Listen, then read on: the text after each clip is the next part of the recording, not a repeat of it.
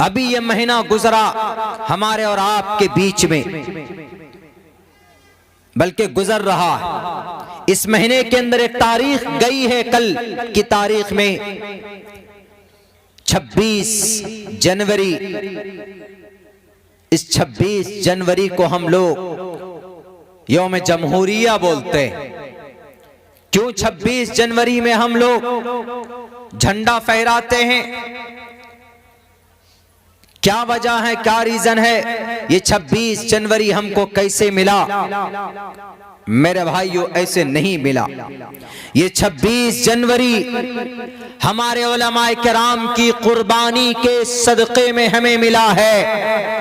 70,000 उलमाए किराम को फांसी के फंदे पर लटकाया गया, तब जाकर 26 जनवरी हमें नसीब हुई है।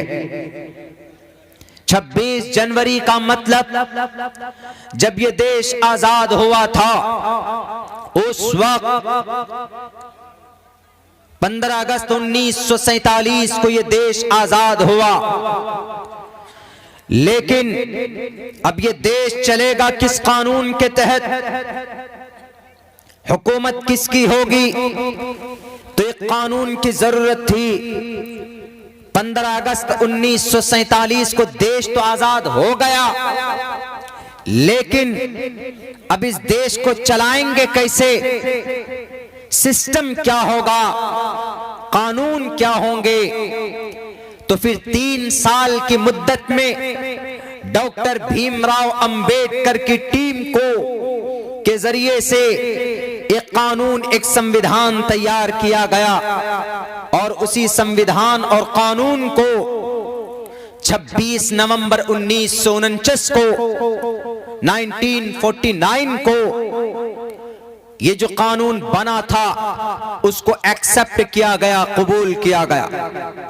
26 जनवरी के दिन वो कानून 1950 26 जनवरी को वो कानून पूरे भारत के अंदर नाफिज किया गया। तो जिस दिन हमारे देश में कानून नाफिज हुआ वो दिन 26 जनवरी का था, और इसी 26 जनवरी को हम लोग रिपब्लिक डे, यौम जमहूरिया के तौर पर मनाते हैं। यानी इस दिन हमारे देश में कानून लागू हुआ था। आजादी की वजह से कानून बना, और आजादी आई कहां से? पूछिए इन लोगों से जो लोग कहते हैं कि इस देश में उलमाए किराम गलत जगह से जोड़ते हैं, जिनकी टोपी दाढ़ी देखकर टेररिज्म याद आ जाती है। इन लोगों को दहशतगर्द घोषित करते हैं ये लोग। बताइए इन लोगों को, क्या आजादी तुम्हें कहां से मिली? उलमाए किराम की कुर्बानी की वजह से आजादी मिली है। कोई माए का लाल खड़ा नहीं था अंग्रेज के सामने। अंग्रेज के सामने कौन खड़े थे? उलमाए किराम खड़े थे। अंग्रेज से मुकाबले के लिए तलवार लेकर मैदान में कौन कूदा था? उलमाए किराम कूदे थे। दिल्ली की चांदनी चौक से लेकर खैबर तक का कोई दरख्त ऐसा बाकी नहीं था जिसमें उलमाए किराम की ये गर्दनें न लटकी हुई हो। खैबर की पहाड़ियों से पूछिए, दिल्ली की जामे मस्जिद से पूछिए कि उलमाए किराम कौन थे, उलमाए किराम का क्या मकाम था। आज मदरसों को बंद किया जा रहा है। कौन सा मदरसा जहां पर कुरान करीम की तालीम दी जाती? कौन सा मदरसा जहां पर उलमाए किराम बैठकर छोटे छोटे बच्चों को पढ़ाते हैं? आसाम में 300 से ज्यादा मदारिस बंद कर दिए गए कि इन मदरसों के अंदर कुरान की तालीम दी जाती है। कहते हैं कि कुरान की तालीम बंद करो, नहीं तो इन मदरसों के अंदर श्रीमद् भगवत गीता को भी पढ़ाना होगा।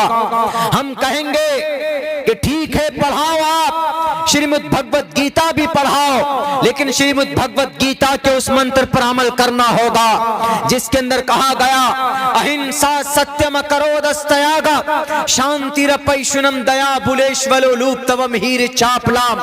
गुस्से पर अमल नहीं होगा, जुल्म सितम पर अमल नहीं होगा। मोहब्बत के जरिए से ये दुनिया और देश के अंदर इंसान रुकेंगे। कुरान करीम के अंदर है, अक़ीमुस्सलाह, नमाज कायम करो। श्रीमद् भगवत गीता के उस मंत्र को भी पढ़ाया जाएगा जिसके अंदर कहा गया प्रथमा दारका जीवा दियो दिदियन मुज्यते तृतीयानन कोडला कार्य चतुर्थदेव चंद्र का पंचम विंडु संयुक्ता के लोगों साष्टांग करो। मुसलमान नमाज पढ़ता है कुरान के ऑर्डर पर, तो आपको भी श्रीमद् भगवत गीता के इस मंत्र को पढ़ाना होगा। इस मंत्र के अंदर नमाज की तारीफ की गई है। कुरान करीम के अंदर कहा गया कि मां समाज की माओ बहनों पर्दे में आ जाओ। अधे पश्यस्ते मोपरी संतराम पाद कौहर माते कौशल्प को, किसी भी गैर महरम लड़के से बात मत करो, किसी भी गैर महरम शख्स से बात मत करो, किसी भी मर्द से नाजायज ताल्लुकात मत बनाओ, अपने निगाहों को नीची रखो, पर्दे के अंदर रहो। कुरान और हदीस के मुताबिक, शरीयत के मुताबिक, अम्मा आयशा की जिंदगी के मुताबिक, फातिमा ज़हरा के मुताबिक जिंदगी के मुताबिक अपनी जिंदगी गुजारो। कुरान में कहा गया तो तुम्हारे श्रीमद् भगवत गीता में ये बात कही गई, अधे पश्यस्ते मोपरी संतराम पाद कौहर माते कौशल्प को, कि माए अपने घूंघट नीची कर लीजिए। समाज की बहनें अपने ऐसे लिबास में आप मार्केट जाइए जिससे आपके बदन का कोई अज़्म दूसरों को न दिखे। ये हुक्म लागू करो। कुरान के अहकाम पर हम अमल करते। अगर आसाम के अंदर कुरान करीम की तालीम दी जाती है तो वहां के मुसलमान कुरान करीम के अहकाम के मुताबिक जिंदगी गुजारते हैं। तुम वादा करो कि अगर तुम श्रीमद् भगवत गीता मदरसे में पढ़वाओगे तो तुम खुद भी श्रीमद् भगवत गीता के अहकाम पर अमल करोगे, नहीं तो सिर्फ टोपी से अदावत की बुनियाद पर, दाढ़ी से तकलीफ की बुनियाद पर अगर तुम मदारिस को बंद करने की कोशिश करते हो तो याद रखो इस धरती पर सबसे ज्यादा बेखौफ कौम उलमाए किराम की जमात है। सबसे ज्यादा बहादुर कौम हिंदुस्तान की धरती पर उलमाए किराम की जमात है। अगर वो किसी से डरते हैं तो सिर्फ अल्लाह से डरते हैं, वरना किसी नेता से, किसी चेला से वो नहीं डरते। अगर वो इस धरती पर किसी से डरते हैं तो अल्लाह तबारक व तआला की नाराजगी से सिर्फ डरते हैं। उनके सीने के अंदर कुरान होता है और उनके सीनों के अंदर अहादीस रसूल का ज़ख़ीरा होता है। उनके सीने के अंदर रसूलुल्लाह की मोहब्बत होती है, वाशिक़ रसूल होते हैं, वो किसी से नहीं डरते हैं। अगर किसी से भी मुकाबला करना पड़े तो वो पीछे नहीं हटते हैं। एक बात याद रखो, आसाम हुकूमत के लोगों, उत्तर प्रदेश के अंदर हमारे मदारिस को बंद करने वालों, हमारे उलमाए किराम के हाथ में हथकड़ी लगाने वालों, एक बात याद रखना, जब 1857 में अंग्रेज से जंग की बात की जरूरत पड़ी थी, जंग की जरूरत पड़ी थी, कौन मैदान में था? शामली के मैदान में मौलाना कासिम नानोतवी थे। मौलाना कासिम नानोतवी ने कहां से पढ़ा था? मदरसे से पढ़ा था। शाह वलीउल्लाह मुहद्दिस देहलवी कहां से पढ़े थे? मदरसे के पढ़े हुए थे। शाह अब्दुल अजीज मुहद्दिस देहलवी कहां से पढ़े थे? मदरसे से पढ़े थे। मौलाना जाफर थानेसवी कहां से पढ़े थे? मदरसे से पढ़े थे। शेखुल इस्लाम हुसैन अहमद मदनी कहां से पढ़े थे? मदरसे से पढ़े थे। हजरत मौलाना उबैदुल्लाह सिंधी रहमतुल्लाहि अलैह कहां से पढ़कर निकले? मदरसे से पढ़कर निकले थे। मौलाना अब्दुल रशीद गंगोही कहां से पढ़कर निकले? मदरसे से पढ़कर निकले थे। और मौलाना हाफिज जामीन शहीद रहमतुल्लाहि अलैह कहां से पढ़कर निकले? मदरसे से पढ़कर निकले। मौलाना जौहर कानपुरी कहां से पढ़कर निकले? मदरसे से पढ़कर निकले।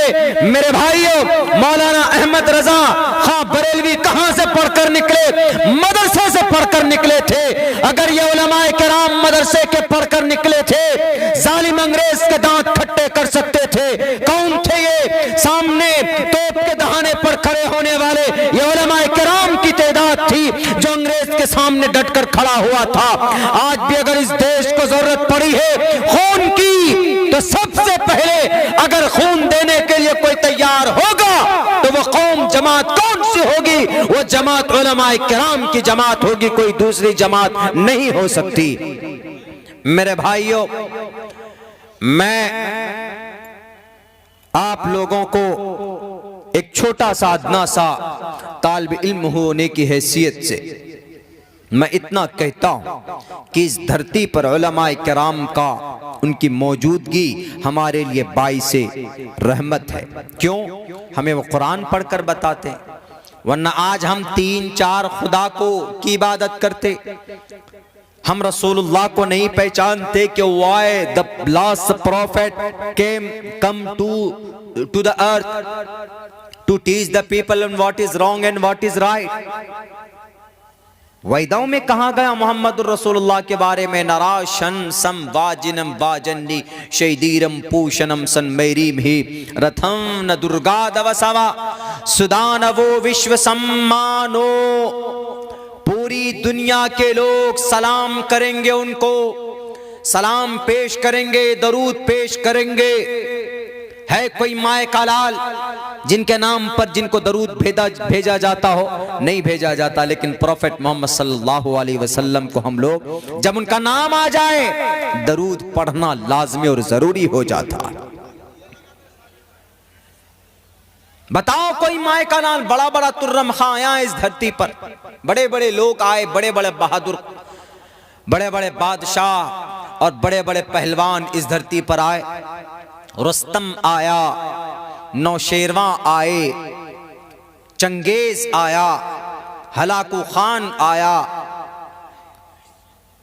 बड़े बड़े लोग आए, लेकिन किसी का नाम लिया जाता है? नहीं लिया जाता। लेकिन मोहम्मद सल्लल्लाहु अलैहि वसल्लम का नाम अदब के साथ, एहतराम के साथ हम लेते हैं। जब उनका नाम लिया जाता है तो हमारे दिल के अंदर एक अलग तरह की खुशी पैदा होती है। ये किसने बताया? कौन बताए? मोहम्मद रसूलुल्लाह की फजीलत कौन बताएगा? उलमाए किराम बताएंगे।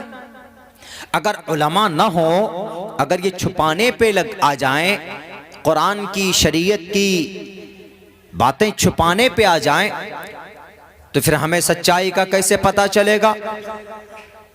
हमें कैसे पता चलेगा कि बीबी सुमैया को बीच से चीरा गया था? हमें कैसे पता चलेगा कि हजरते खब्बाब बिन अरत को अंगारों पर लिटाकर तड़पाया गया था? हमें कैसे पता चलेगा कि हजरत अम्मार बिन यासिर की आंखें निकाल दी गई थी? हमें हजरत जुबैर की आंखें निकाली गई थी? हमें कैसे पता चलेगा कि हजरत बशीर इब्ने जिंदल को मदीनतुल मुनव्वरा से मक्कतुल मुकर्रमा घसीट कर ले जाया गया? कैसे पता चलेगा? कौन कुरान करीम की तफसीर करेगा? मेरे भाइयों, उलमाए किराम की ज़ियारत कीजिए, सवाब हासिल कीजिए, औलिया अल्लाह से अकीदत से मिलिए, पीराने पीर के सामने जाकर बैठिए, दुआएं लीजिए, जिंदगी की रुकावटें उनसे मशवरा कीजिए। कोई भी मामला हो, वशाविरहुम फिल अम्र, तो मशवरा कीजिए और आगे सरप्रस्त क़यादत उलमाए किराम के हाथों सौंपिए। डेफिनेटली मैं आपको कह सकता हूं कि you will succeed in every matter. नाकाम नहीं हो सकते आप। एक लड़का हमसे फोन करके पूछा ऋषिकेश से आज, मौलाना what is similarity between Quran and Veda? हमने कहा इसका मतलब है कि कुरान और वेद में क्या समानता, क्या एकसानियत है। देखिए, वो एक पीएचडी का मतलब डॉक्टर ऑफ फिलोसफी की पढ़ाई कर रहा। उसमें एक टॉपिक होता है, उसके ऊपर मजमून लिखते हैं, रिसर्च करते हैं डीप में जाकर। तो उसने उसको दिया उसके टीचर ने कि इस टॉपिक के ऊपर लिख कर लाओ। उसने लिखा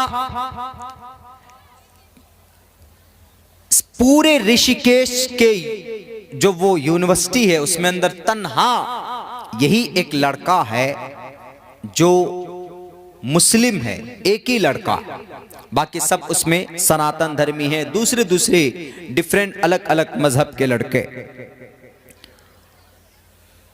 बहुत मुश्किल से उसका एडमिशन हुआ। तो वहां जो प्रोफेसर लोग हैं, जो पढ़ाने वाले हैं, तो इसको थोड़ा अलग नजरिए से भी देखते। तो इसको टॉपिक दिया कि व्हाट इज, तुम इस्लाम मुस्लिम हो, you are a Muslim and you know lot of about your इस्लाम,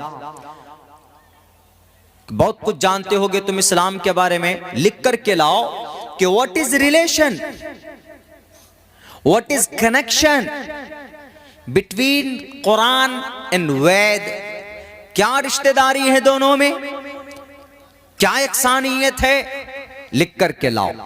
उसने लिख करके ला कि एक ऐसी ग्रंथ है कि